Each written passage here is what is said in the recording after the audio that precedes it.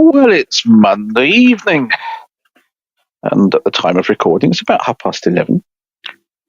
And I'm thinking, is this something you're going to do every day? Who's listening? Although I got a like on Twitter for one of the other days. This is a chance to try things out on evmux. And on the other hand, it's a chance to just have a few thoughts. Do I need to do that every day? Probably not. Oh dear.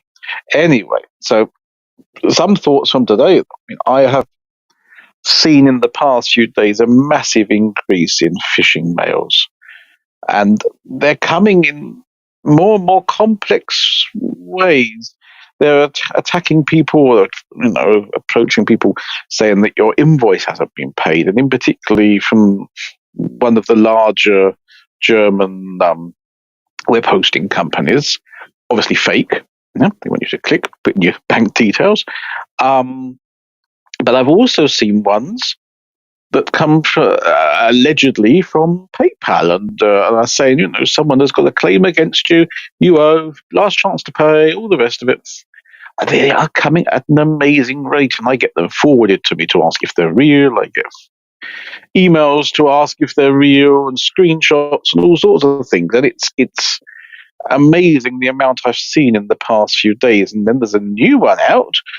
That was a new occurrence that's come up this weekend, and I've seen several of these today, is a message in an email that appears to be an error message. So it's saying you're due to whatever configuration problem, SSL server problem, your IMAP or POP3 account isn't picking up all the emails. You're missing emails, and click here to change, check your configuration.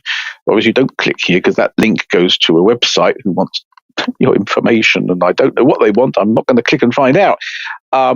But it sounds like they want your username, email address, maybe password to your email, whatever they want to know. You obviously don't want to give it to them. So these are an amazing amount of emails about trying to get you to reveal your data, and obviously you don't want to click on them. Now, a number of systems are obviously recognizing these now and putting them into the spam folders. So if you're checking your spam folder to make sure you haven't missed something, obviously you don't want to get these back out again and mistrain the system. So it's something to be very careful of. I think, and I'm thinking, do I do maybe a piece about this? Should I do a little explaining video or something?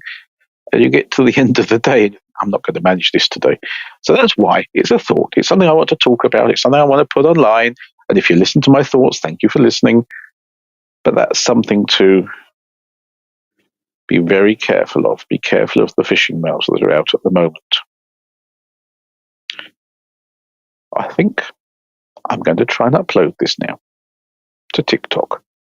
I actually, if you're watching on TikTok, you're listening on TikTok, you'll see I've actually changed the title graphic to make it a bit more, TikTok-y, up, the portrait format, and hasn't got a little bit of a description or something off the where it says my name here, and all the ones in landscape format C. So I should do that now. And the only thing I have really noticed with evmux when I do this is that my download files are way bigger than they were on StreamYard. Now, it appears that StreamYard, for most of the time I was using it, was in 720p. I didn't have full HD. It wasn't necessary for what I was doing. Only recently, with the price increase, did I get full HD there. And now with evmux, I've got full HD here. And it appears, even though, as you can see, my film here hasn't really got much movement on it, it's creating massive files. So that's obviously something I've got to deal with if I want to keep them later on longer transmissions. For now, it's just to download it and upload it again. Bye-bye.